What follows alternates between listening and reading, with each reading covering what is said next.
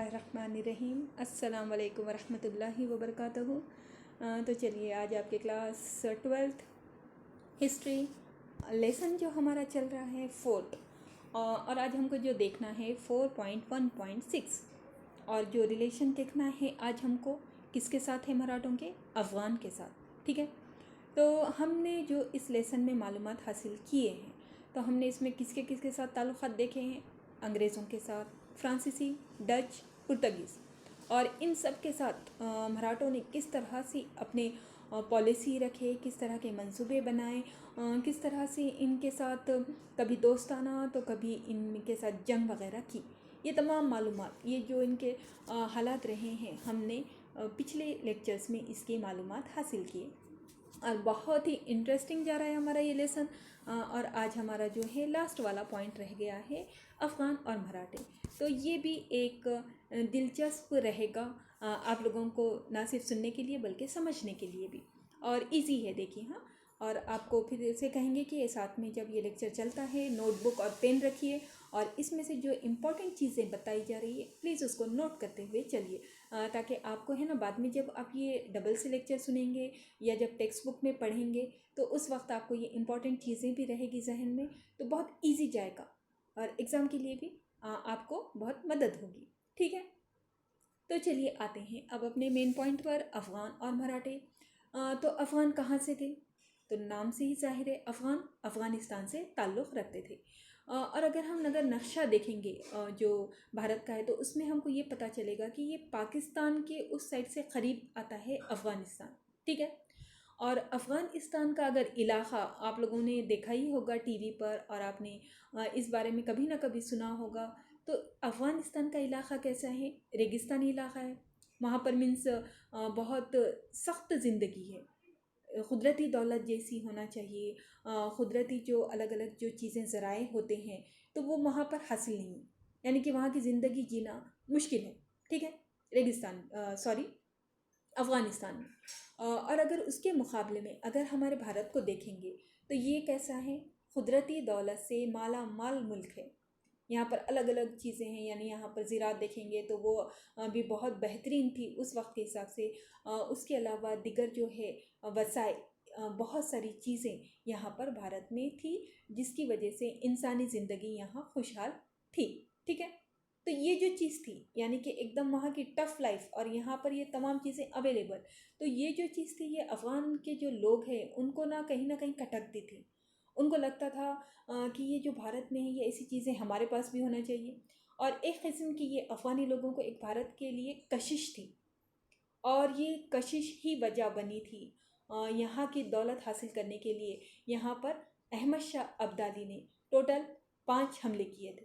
ठीक है, अफ़गानिस्तान से अहमद शाह अब्दाली ने टोटल 5 हमले हमारे मुल्क पर किए थे, और ये करने के पीछे का मकसद यहाँ की दौलत हासिल करना, यहाँ का सोना चांदी हासिल करना, यहाँ के जो भी चीज़ें हैं जो इतनी सारी, तो उनको हासिल करके अपने मुल्क में ले जाना और वहाँ इससे फ़ायदा लेना, ये एक इनके पीछे मकसद था। तो अब ये जो था अफ़गानिस्तान का ये पीछे का बैकग्राउंड, उनके वहाँ के हालात, हमारा मुल्क भारत यहाँ के हालात। तो अब इन लोगों ने जो 5 सवारियाँ की अफ़गानिस्तान के अहमद शाह अब्दाली ने, तो यहाँ पर क्या किसी ने रोका नहीं, यहाँ क्या कोई उनके किसी ने मुकाबला नहीं किया, उनको किसी ने शिकस्त दी या नहीं दी। तो अब ये जो तमाम चीज़ें हैं, ये जो तमाम सवालात हैं, अब हम जैसे जैसे ये लेक्चर को सुनते जाएंगे तो आपको ये इसके सबके जवाबात भी मिल जाएंगे। ठीक है, तो चलिए फिर हम आते हैं अपने मेन लेसन के जो मेन हिस्सा है उस पर। तो देखिए कि हमारे पास जो सबसे पहला, भारत पर जो सबसे पहला अफ़गानिस्तान से अहमद शाह अब्दाली ने हमला किया था, तो वो हमला हुआ था देखिए 1748 में। ठीक है, ये जब हमला हुआ था तो अब ये होने के पीछे का देखिए क्या हालात रहे हैं, थोड़ा सा समझ लीजिए आप। तो अब यहाँ पर था मुग़लों की हुकूमत थी, मुग़लों की हुकूमत थी, उसमें जो दिल्ली के तख्त पर थे वो अहमद शाह बादशाह थे। और इस दौर तक के यानी कि 1748 का दौर आते आते मुग़लों का असर बहुत ज़्यादा कम हो गया था। ठीक है, यानी बहुत कम हो गया था, और ये कहाँ तक महदूद रह गया था, आगरा, दिल्ली, ये आसपास के जो इलाके हैं बस वहीं तक मुग़लों का असर था। और ये जो मुग़लों का जो दरबार था वहाँ पर ना बहुत सारे अफ़गानी लोग भी थे, वो लोग भी दरबारी थे। तो अब ये जो अफ़गानी जो लोग थे उनको ये लगने लगा था कि अब है ना यहाँ पर ये मुग़लों का असर कम हो गया है, अब कोई अफ़गानी बादशाह बनना चाहिए और ये पूरा कंट्रोल अपने हाथ में ले लेना चाहिए। और इनमें जो एक अफ़गानी हमारे पास यहाँ भारत में थे, मुग़लों के दरबार में थे, उनका नाम था देखिए अहमद शाह बंगश। ठीक है, तो इसने अफ़गानिस्तान से बुलाया था अहमद शाह अब्दाली को कि यहाँ पर आए और यहाँ पर हम लोग जो मुग़ल की जो हुकूमत कमज़ोर हो गई है उसका ख़ात्मा कर देंगे और यहाँ पर अपन इस हुकूमत पर कब्ज़ा कर लेंगे।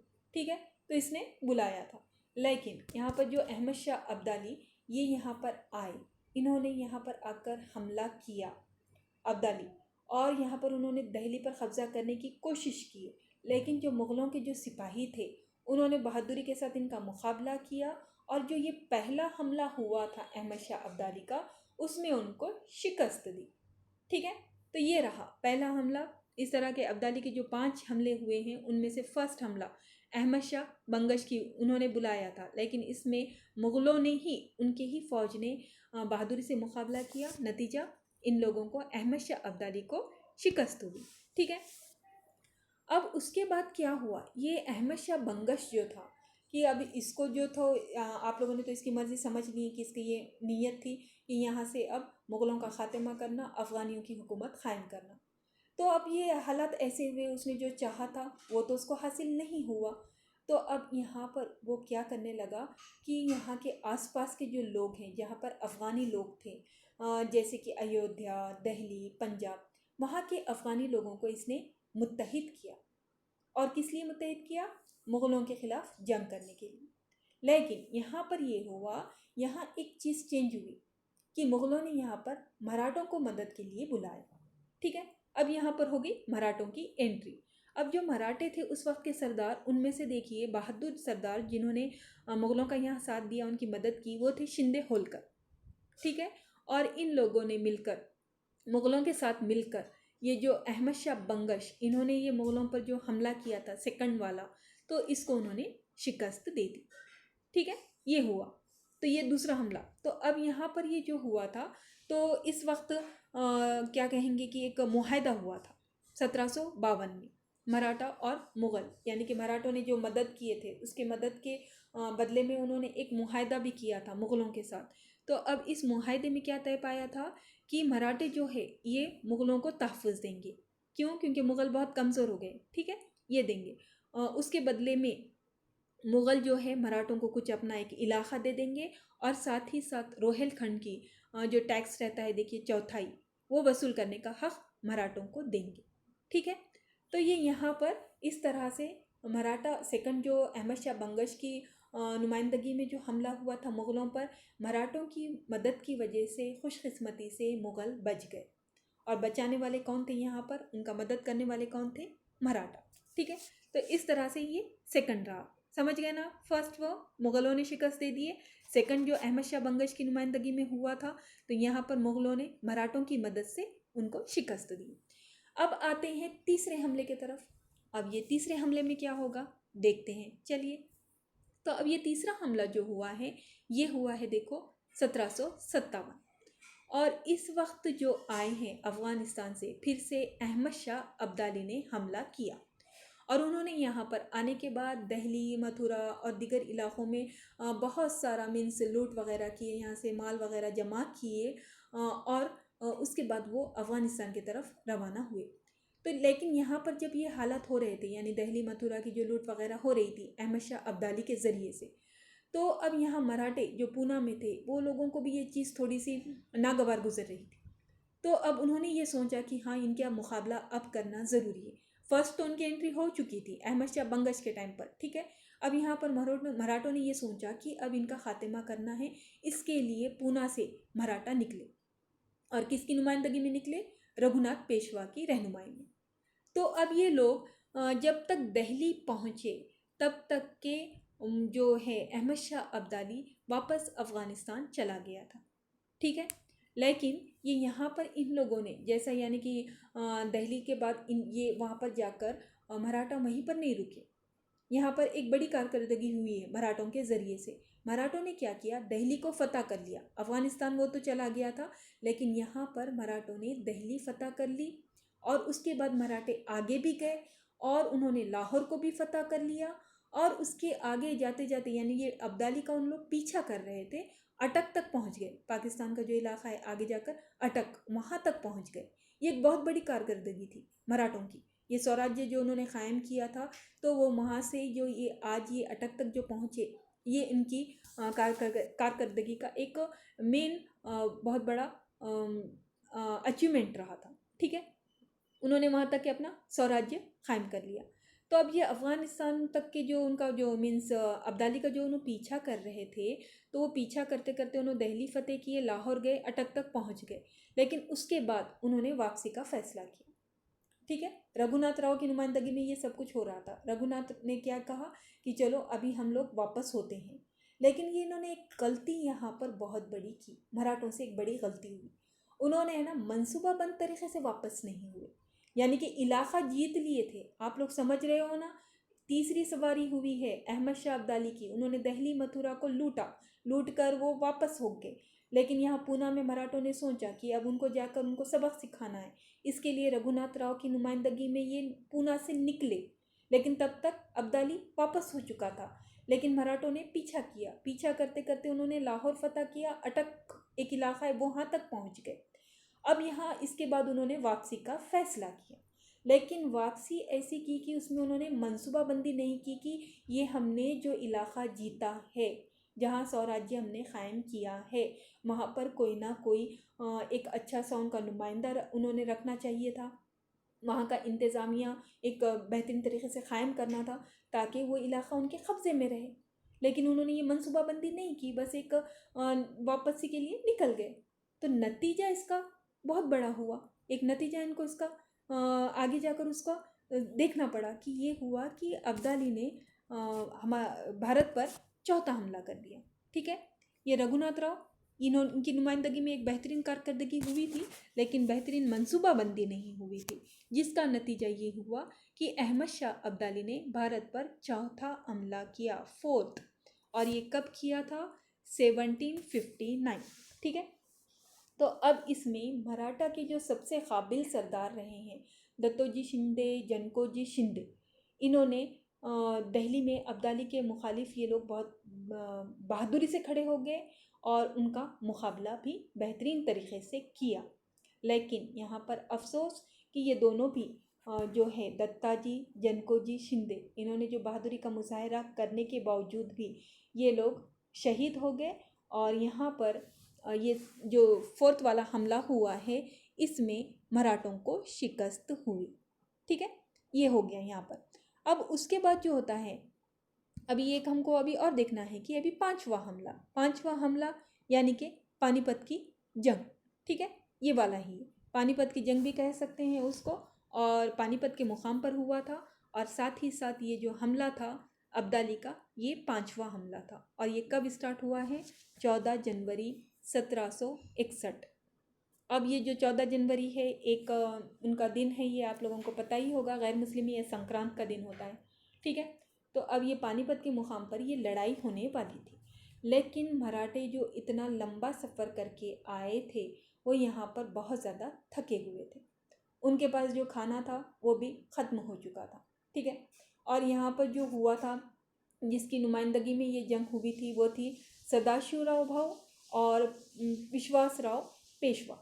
ये दोनों, इनकी नुमाइंदगी में, सदाशिवराव भाऊ और विश्वासराव पेशवा, इनकी नुमाइंदगी में यहाँ पर ये जंग हो रही थी। तो अब यहाँ पर क्या रहा कि जो हालात हमने आपको बताए कि जिस तरह से मराठों में एक तो थकावट थी, उनका ना खाना ख़त्म हो चुका था, और वो लोग हैं तो सिर्फ़ और सिर्फ जो है कहा जाता है कि वो गुड़ और पानी, जो उनके पास तिल गुड़ होता है, और उतना ही खाया था, और उसी के ऊपर उन्होंने ये जंग की। तो सुबह से दोपहर तक मराठे ना फिर भी उतने हालात रहने के बावजूद भी वो लोगों का असर ज़्यादा रहा था, और ऐसा लग रहा था कि शायद से ये लोग ही, मराठे ही ये जंग जीतेंगे। ठीक है, लेकिन यहाँ पर आया एक, क्या कहेंगे, बहुत ही अफसोस वाला मोड़ कि इसमें कैसा हुआ, विश्वासराव और उनको गोली लग गई और उन्होंने शहीद हो गए। ठीक है, ये शहीद होने की वजह से फ़ौज क्या हो गई, हिम्मत हार गई। और अगर सिपह सालार का ऐसा कुछ हो जाए तो फ़ौज का कैसा हो जाता है, वो हिम्मत हार देती है और उसमें है ना मुकाबला करने की जो रहता है वो एक जोर वो नहीं रहता है। तो यहाँ पर भी सेम सिचुएशन ऐसे ही हुई है। अब ये यहाँ का जो ये वाक़या है तो इसमें नो बताया जाता है कि ये फ़ौजी तो बहुत हिम्मत से लड़ रहे थे, सब कुछ हो रहा था और इसका रीज़न था अपने वतन को बचाना है, ये मकसद से सब कुछ चल रहा था। तो इस पर से एक वाक़या याद आ रहा है कि जैसे कि यहाँ पर जो विश्वास राव को गोली लग गई तो जो फ़ौज एक जंग जीत रही थी, वो जीतते जीतते वो लोग यहाँ पर जो शिकस्त की तरफ चले गए। तो उस पर से एक इस्लामी वाक़या आपको बताते हैं कि जंग ओहद का। जंग ओहद में आप लोगों ने सुना होगा बहुत सारों ने, और आपको पता भी होगा कि उसमें कैसे हालात रहे थे। यानी कि कैसी थी, दुश्मन की फ़ौज बहुत ज़्यादा थी, बहुत ज़्यादा तादाद में थी। इस्लामिक फ़ौज में सिर्फ 700 सिपाही थे। और ये जो जंग हुई थी तो इस जंग का इब्तदाई मंजर ऐसा था कि मुसलमानों ने तकरीबन ये जंग जीत ली थी। और वहाँ पर आप सल्लल्लाहु अलैहि वसल्लम ने कहा था कि वो जो एक दर्रा था, एक इलाका था, वहाँ से पीछे साइड उन्होंने वहाँ 50 सिपाही को तीरंदाज़ों को वहाँ पर तयन किया था और उन्हें ये सख्त हुक्म दिया था कि कुछ भी हो जाए आप लोग यहाँ से हटेंगे नहीं। क्योंकि डर था कि शायद से अगर फौज जो दुश्मन है उधर साइड से अगर हमला कर दिया तो इधर सामने से भी है, तो फिर कहीं ऐसा ना हो कि मुसलमान चक्की के दो पार्ट होते हैं उसमें ना पिस जाएं। तो इसलिए सख्ती से उनको इंस्ट्रक्शन थे कि वो दर्रे से हटेंगे नहीं। लेकिन जब यहाँ पर मंजर वहाँ के सिपाहियों को नज़र आया कि ये जंग जीत रहे हैं, तकरीबन जीत ही गए हैं और माले गनीमत जमा करना है, तो उसकी वजह से उन्होंने क्या किया कि वो वहाँ से हट गए और वहाँ पर सिर्फ 15 सिपाही रह गए और बाकी के सब वो जगह को छोड़ दिए उन्होंने। और उसका नतीजा क्या हुआ कि जो दुश्मन जा रहे थे उनमें से एक ने वो देख लिया कि दर्रा जो है वहाँ पर अब सिपाही नहीं है, तो ये जो जाने वाली फ़ौज है ये वापस आ गई और उसने वहाँ से हमला कर दिया। और वहाँ से जो हमला हुआ तो उसमें आप सल्लल्लाहु अलैहि वसल्लम के भी दाते मुबारक शहीद हुए। आप सल्लल्लाहु अलैहि वसल्लम वहाँ पर ज़ख्मी हुए, बेहोश हो गए और वहाँ ख़बर क्या फैल गई कि आप सल्लल्लाहु अलैहि वसल्लम नौज़ बिल्लाह शहीद हो गए। और नतीजा क्या हुआ, फ़ौज जो है वो घबरा गई, उनके पाँव उखड़ गए और जो जीती हुई जंग थी वो लोग मुसलमान जो है वो हार गए। ठीक है, फिर भी वहाँ दिलेरी के साथ बहुत ज़्यादा मुकाबला हुआ। वाक़या पढ़ेंगे सुनेंगे ना तो आपको पता चलेगा। आप ये वाक़यात भी पढ़ते जाइए, इस्लामिक हिस्ट्री भी हमको मालूम होना चाहिए कि कैसे कैसे सहाबा थे, किस तरह से उन्होंने आप सल्लल्लाहु अलैहि वसल्लम की हिफाजत की थी कि अपने जो है पूरे जिस्म पर उन्होंने तीर ले लिए, हाथों पर तीर ले लिए कि हाथ जो है वो बेजान हो गया। तो इस तरह के ये तमाम चीज़ें हुई है। तो इस तरह से एक जो मेन जो होता है अगर वो अगर उसकी ख़बर मिल जाए कि अगर वो शहीद हो गया है तो फ़ौज जो होती है तो वो तकरीबन अपना से 80% वो अपना हार देती है। तो सिपह सालार एक इम्पॉर्टेंट किरदार होता है। तो इस तरह से मराठों में भी हुआ कि वहाँ पर जो है विश्वास राव उन्होंने जैसे ही उनकी शहादत की खबर मिली तो मराठा वहाँ पर हार गए और वो वापस हो गए, वापस होना शुरू हो गए। और नतीजा ये हुआ पानीपत की तीसरी जंग जो हुई थी जो 1761 में, तो इसमें ये बैटल ऑफ पानीपत में इतनी ख़तरनाक जंग रही थी कि इसमें बहुत सारे मराठा शहीद हुए हैं और इसमें मराठों को लास्ट में शिकस्त हुई। ठीक है, पानीपत में मराठों को शिकस्त का सामना करना पड़ा। और ये किस में हुई थी ये पानीपत की जंग, याद रखिए, मराठा में और अफ़गान जो है उन लोगों में हुई थी। पानीपत के टोटल 3 जंग हुए हैं, तो पहले 2 के बारे में अपने को नहीं है, अपने को सिर्फ थर्ड देखना है। और ये जो थर्ड हुआ है ये मराठा और अफ़गान में हुआ और इसमें जो है थर्ड उसमें जो है मराठों को शिकस्त हुई है। और इसमें जो थे विश्वास राव वगैरह और दूसरे जो सदाशिवराव भाऊ पेशवा, ये लोगों को शहादत हो गई। और इनके बारे में जो पूना को पैगाम पहुंचा था वो एक थोड़ा सा आप सुन लीजिए कि 2 मोती ज़ाय हो गए, 27 मोहरे गुम हुए, नेस तांबे और चांदी के कितने सिक्के ज़ाय हुए इसका कोई शुमार नहीं। यानी 2 मोती कौन थे, सदाशिवराव पेशवा और विश्वासराव पेशवा, और उसके अलावा दिगर भी कितने ज़ाय हुए इसका कोई अंदाज़ा ही नहीं। तो इस तरह से ये पानीपत की जंग में मराठों को एक बड़ी शिकस्त का सामना और बड़ा जानी माली नुकसान हुआ था।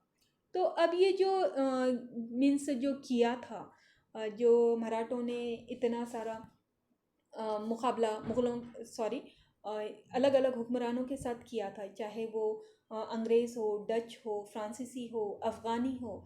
तो ये सब करने के पीछे उनका जो एक मेन मकसद ये रहा था कि उनमें कौमियत का जज्बा था। ठीक है, उनको ये था कि अपने वतन को बचाना है, और वो चाहे फिर यहाँ पर रहने वाले मुग़ल हो, होलकर हो, सब मिलकर एक साथ होकर दुश्मनों से लड़ना है ताकि अपना मुल्क इन गैर मुल्कियों से बचाया जा सके। तो अब ये कोशिशें हुई, सब कुछ किए, लेकिन मराठों को तो शिकस्त तो हो गई। आगे जाकर ये क्या किया इसने, जो है अहमद शाह अब्दाली, इन्होंने है ना सिर्फ 2 महीने दिल्ली पर हुकूमत की, और उसके बाद उन्होंने वापस अपने मुल्क चले गए, उनको यहाँ का संभालना नहीं हुआ। लेकिन मराठों का असर इतना ज़्यादा था उन पर, अफ़गानियों पर, कि उन्होंने दोबारा अहमद शाह अब्दाली ने या अफ़गानियों ने भारत पर हमला करने की कोशिश नहीं की। और एक बात ख़ास चीज़ ये रही कि ये अहमद शाह अब्दाली जब अपने मुल्क वापस गए, ये एक दुश्मन थे, लेकिन उन्होंने जाकर वहाँ पर भी मराठों की तारीफ़ किए थे, उनकी बहादुरी की तारीफ़ किए थे, उनकी जंगी टेक्निक की तारीफ़ किए थे। और ये बहुत बड़ी एक बात होती है, ठीक है, कि दुश्मन ने तारीफ़ किया है।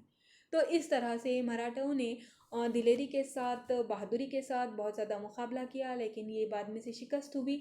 और हमने देखा था इससे पहले कि बाद में मराठों का जो है ख़ात्मा हुआ, मराठा स्वराज का ख़ात्मा हुआ। और उसके बाद जो है अंग्रेज़ों ने पूरे मुल्क पर अपनी हुकूमत कायम कर ली। यानी कि जो इतने साल मीन्स कोशिश की हर एक ने कि यहाँ से गैर मुल्कियों को निकाला जाए, लेकिन वो जो है उसमें नाकाम हुए। और लास्ट में ये हुआ कि 19वीं सदी में अंग्रेज़ों ने भारत में बगैर बगैर किसी, अब कोई रहा ही नहीं था उनको ज़्यादा मुकाबला करने वाला, उन्होंने अपनी हुकूमत कायम कर ली। ठीक है, तो इस तरह से ये तमाम चीज़ें रही है, इस चैप्टर में हमने देखा है। और इसमें जो एक्सरसाइज क्वेश्चंस वगैरह कौन से आ सकते हैं और किस टाइप के आएंगे, और हमारे पास जो मशक़ दी गई है, इंशाअल्लाह ताला इसके ऊपर थोड़ी सी मालूमात हम लोग नेक्स्ट लेक्चर में लेंगे। और उसके बाद हमारा अगला चैप्टर हम लोग स्टार्ट करेंगे। तो उम्मीद है कि आप लोगों को ये वाला चैप्टर अच्छे से समझ में आ गया होगा। और कोशिश कीजिए आप लोग कि अगर एक बार नहीं समझ रहा है तो और डबल से सुनिए उसको। और उसको है ना, थोड़ा सा हमने आपको कहा है कि सुनने के बाद टेक्स्ट बुक में पढ़िए। टेक्स्ट बुक में पढ़ने के बाद अपने माइंड में पूरी वो चीज़ को थोड़ा सा रिवाइज कीजिए, समझिए कि क्या है, कैसा है, क्यों है, किस तरह से हुआ, और उसका नतीजा क्या हो। और ये एक बार आपके जहन में एक तमाम चीज़ें क्लियर हो जाएगी, कंसेप्ट क्लियर हो जाएंगे, हर चीज़ समझ जाएगी। तो एग्ज़ाम में अगर वो बोर्ड वाला आपको कहीं से क्यों ना क्वेश्चन पूछे, आप उसका आंसर लिख सकते हैं इंशाल्लाह। ठीक है, तो थोड़ा सा ये मेथड ट्राई कीजिए। इसके ऊपर और भी इंशाल्लाह आगे हम बताएंगे आपको किस तरह से आपको लर्निंग करना चाहिए। तो अभी के लिए तो बस है, चलिए फिर, अस्सलाम वालेकुम रहमतुल्लाहि व बरकातुहू।